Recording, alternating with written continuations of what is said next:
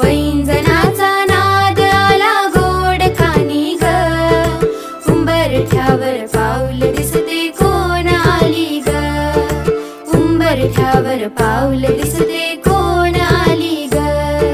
पिवळी साडी पिवळी चोळी अंगी लेऊनी, वैभवाचे साज सारे गळा घालूनी, कोल्हापूरची महालक्ष्मी दारी आली ग,